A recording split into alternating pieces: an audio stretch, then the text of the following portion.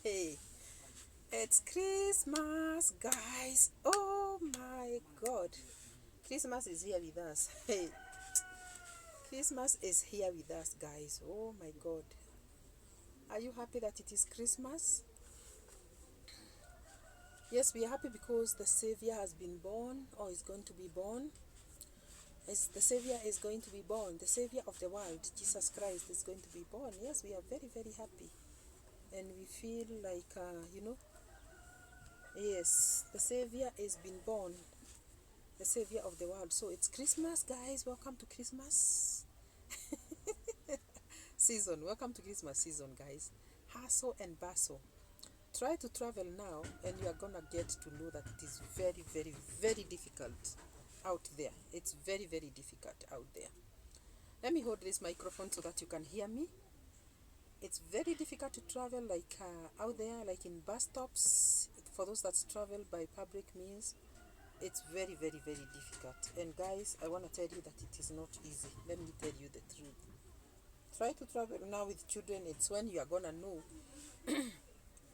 how expensive it is and how hard it is. And I'm here thinking and asking myself, why does everybody have to travel over Christmas? Why over Christmas? Is it that you cannot travel any other season? Is it that you cannot travel in January? Is it that you cannot travel in February, March, or even over Easter? Why do you have to pay so much uh, bus ticket or fare to travel up country? Because like in Kenya, most of us, the common people, we go to the villages to spend with our parents, and we pay so much because the buses have increased their charges very, very, very much this season, double or thrice. If you are going to a place where you normally pay 1,000 Kenya shillings, you end up paying 3,000 Kenya shillings for yourself. Then you have your small children with you, and they also pay. So you are asked to pay for the children like double the amount you pay for them. Other times you don't even pay for the children because they are vacant seats. Sometimes they do not even have passengers, and you travel with them with ease. But now this season, you find that you are being asked how many children do you have, and you are given the charges for the children and the luggage. You know, when you travel with children, you have to carry clothes for them, for changing. So you are there with big bags, traveling, going to the village, and you end up spending so much on the travel, going for Christmas. And I want to tell you guys that it is good to travel over Christmas because this is the holiday season, and we are celebrating. You know, we are celebrating Christmas. We are celebrating the birth of Christ. And you also want to go and celebrate with family. And maybe this is the only time that you get to spend time with family. So you celebrate with them.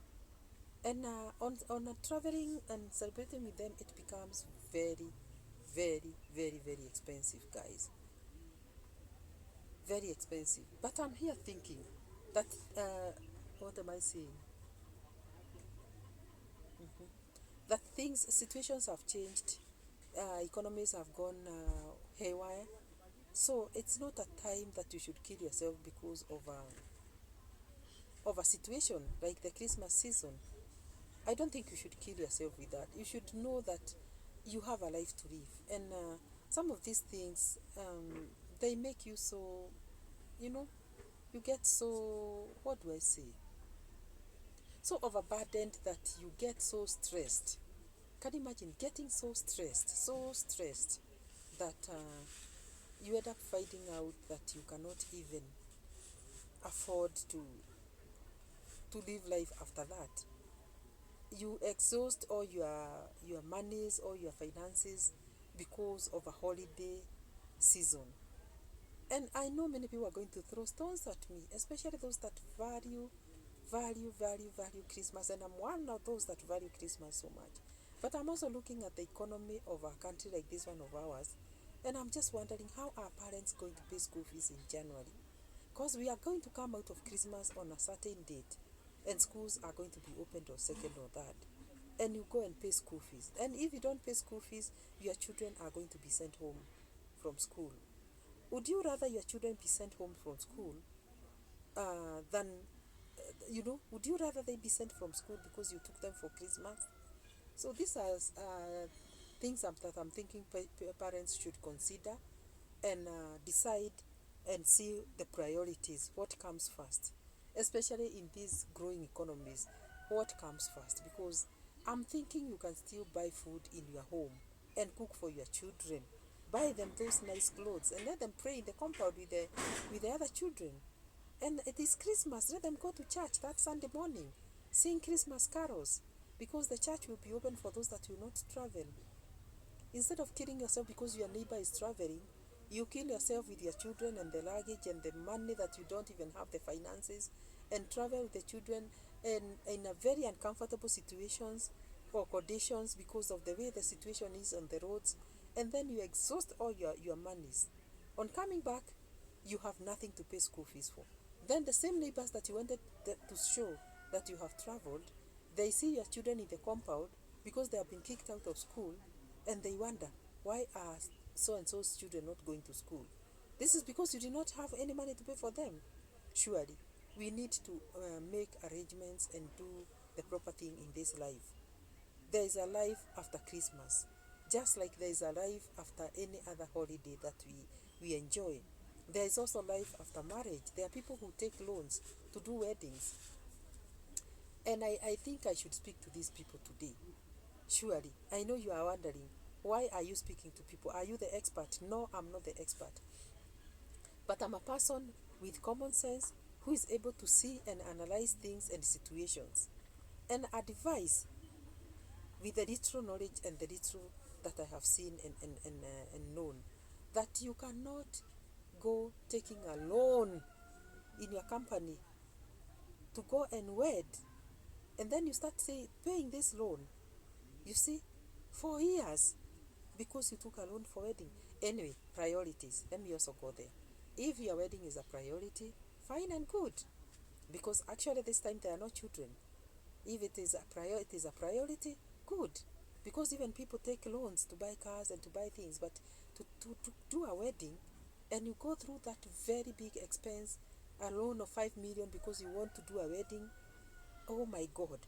Then after the wedding, let me tell you, you start quarreling with your wife, because this wife also needs that life that you showed her on the first day of your wedding.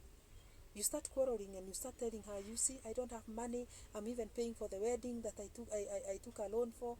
You know, you are the one who made me take this wedding loan so that I can marry you. And you are like, oh my God, you have started differing. And now this difference goes on, because if you don't provide and you married me, I'll ask you, why were you then marrying me? Were you not prepared for the wedding?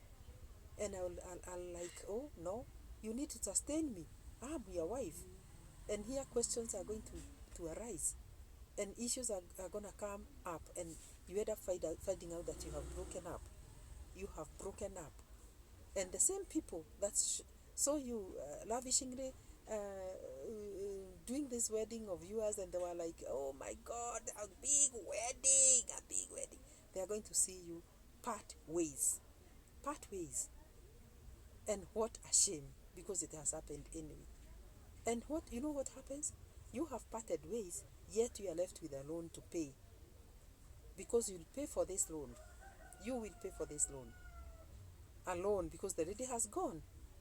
And how bitter will it be when you'll be moving from that big house that you had taken up and move to an estate in a studio house where you will fit alone, because now you are alone.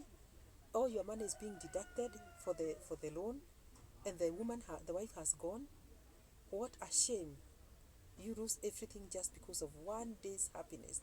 And this is what I'm connecting with the Christmas season and any other holiday that may come up when people don't have money.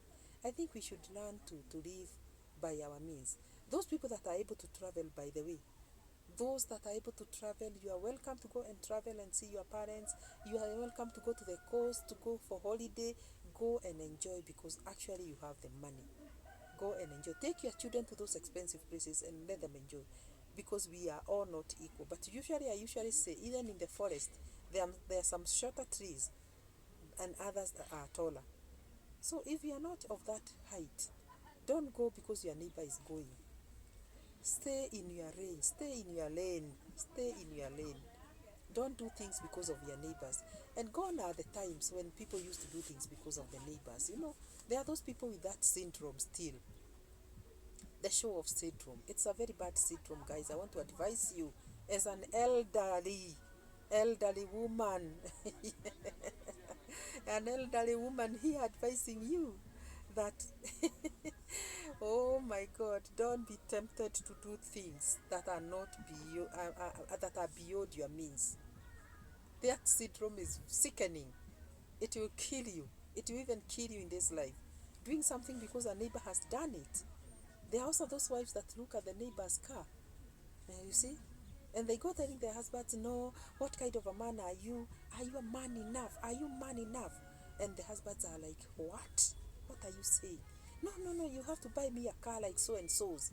How come your colleagues so and so has bought the wife this and that car and you haven't bought me?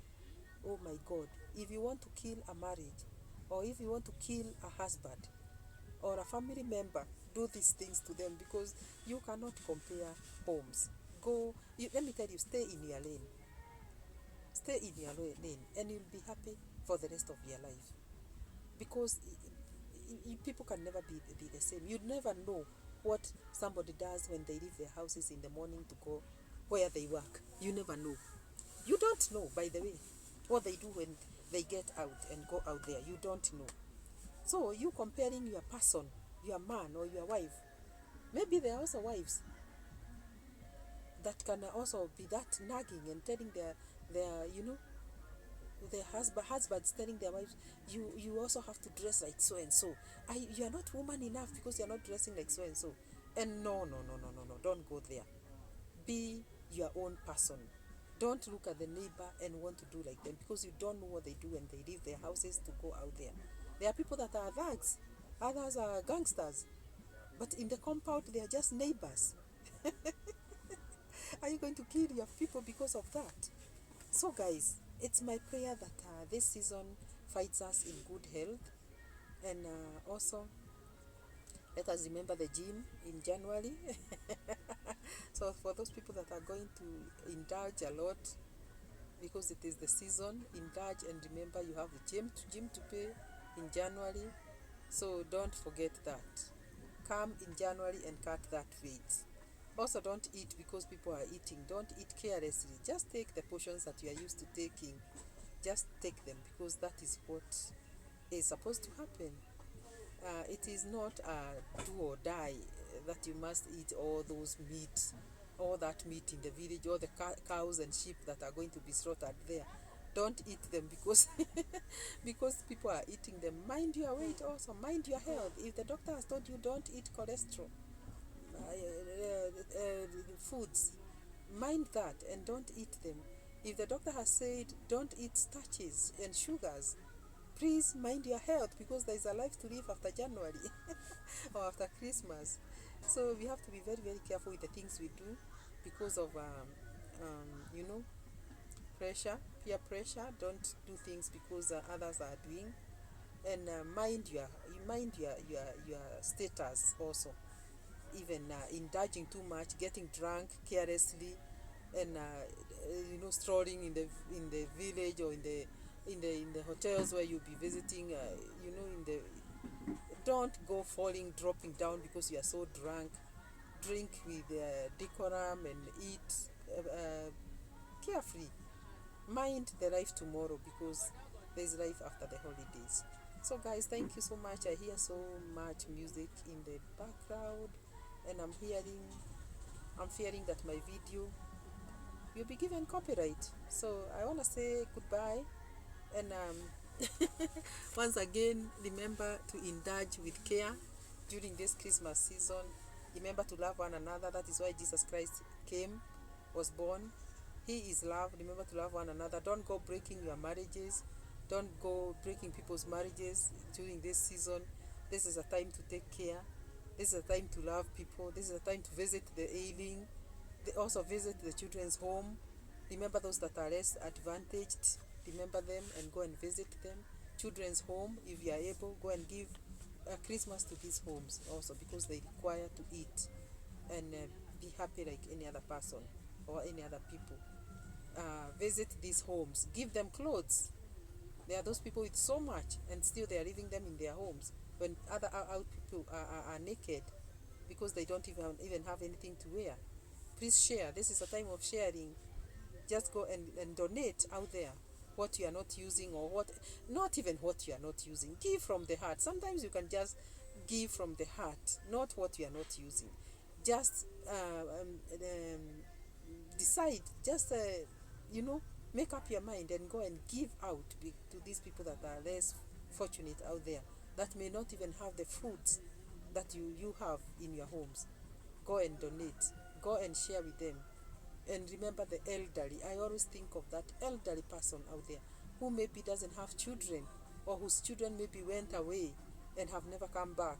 And that old lady in the village who is there walking with a walking stick like this, bedding, but is looking at the gate like this. Nobody's coming to. Oh my God. By the way, let's discuss this for a minute. Remember the parents that have aged in the villages. Doesn't have to be your parent. It can be the neighbor's parents, but their children are not there. Others have died. But this old lady, or this old dad, granny, or grandpa, was left in that home alone. They don't have any monies. They don't have any income. They are old. They can't work. Oh my God. Oh my God. Oh my God. Remember these parents. Go and contribute. Go and donate to them. Go and take these foods to them. Make sure that you give them Christmas. Don't go and make chapatis and foods are just smelling from your compound, and your neighbor there has not eaten anything, yet they are old. They are aged. Remember them. Go and give them a donation. Go and take a bunch of a packet of flour to them. Go and give them that meat. Let them cook that piece of meat. Buy it because you have the money. Buy it when buying yours and take to them. You see, because you have that money. Remember to buy them sweaters. They are aged and they are feeling cold. They don't have anybody to buy for them sweaters and warm blankets. Remember them and go and give them, because who else? And where do blessings come from? They come from such acts of mercy. This is where we can only harvest blessings. I keep thinking about that old person so much, because I know there are homes where people have died. Situations came. There was even COVID. People died, and you could see a home where there's only one old woman who is remaining in that home, and also one old grandpa who is walking with a walking stick. They cannot even afford a meal, yet you go there and you are there with your big vehicles, with your children running around and wearing very nice clothes and shoes, and there this woman is walking barefoot because she cannot even afford the slippers. She cannot even afford a meal. Please, let's remember these people and help them. Those that God has put near us, or next to us, or in our vicinity, out there in the villages or wherever. Let's go and help them and harvest the blessings from there, because that is where blessings come from. So guys, this was just a reminder that during this Christmas season, it's a season of love. Let us love people. Let us share. And let us always remember that what God has given you, it's not that you are better than that other person. It is just by God's grace that you have and that other person doesn't have. So please go and share. Go and share. And remember, there's a January that is coming, guys. I'm keeping on reminding you, especially for those people with children, those parents with children. Remember, there's a January that is coming up. Guys, we'll see you in January. Merry Christmas. Bye-bye.